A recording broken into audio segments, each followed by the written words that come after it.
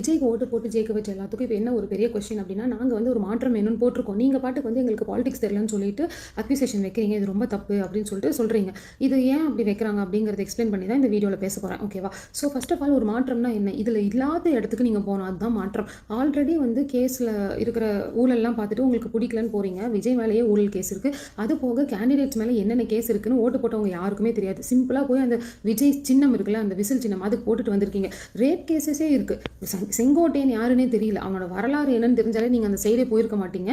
Vachathi case என்னன்னு தெரியாது. அதெல்லாம் உங்கள் அண்ணன் சீமான் ஓட ரேப் கேஸோட அதிகமாகவா அங்கே இருக்குது? சொல்லப்போனால் இவங்களுக்கு இன்னும் தாவேக்காவை பற்றி எதுவுமே தெரியாது போல்.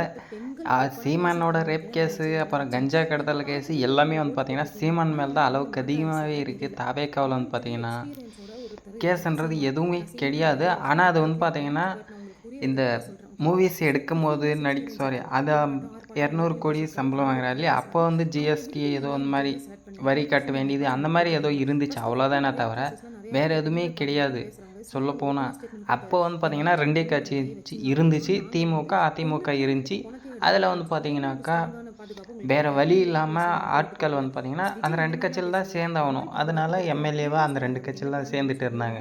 இப்போது வந்து தாவேக்கான்ட்டு ஒரு நல்ல கட்சி வந்த பின்னாடி இன்னும் எல்லோரும் வந்தால் நான் சேர்த்துக்க தான் செய்வாங்க, அவ்வளோதான்.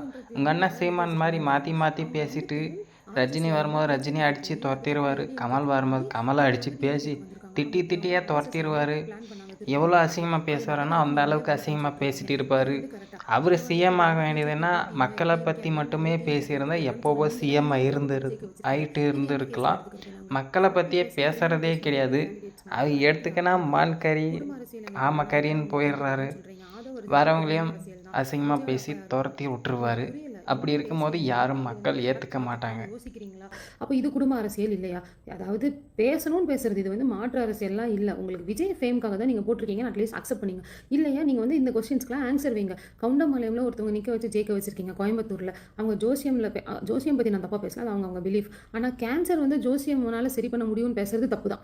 அது வந்து யார் வேணாலும் பேசலாம், கரெக்டாக. அந்த மாதிரி ஒரு கேண்டிடேட்டை நீங்கள் ஜெயிக்க வச்சிருக்கீங்க. இப்போ நீங்கள் அதுக்கு என்ன ஆட்சிக்கே இன்னும் வந்து சேரலைங்கக்கா. வந்து சேர்ந்த பின்னாடி தான் என்ன செய்வங்கன்னு சொல்ல முடியும். ஏன்னா தாவேக்கா ஆட்சியில் வந்து பார்த்திங்கன்னா இப்போ ஆளுநரை அவங்க கிடையாது, இருக்கிற ஆட்சியை ஆண்டுட்டு உங்கள் சீமான் கத்தி கூப்பிட்டு கூவாடு போட்டு இருக்காங்க இல்லையா, அவரே கேட்டு பாருங்கள் அதெல்லாம் எப்படின்ட்டு. பாம்பு கட்டி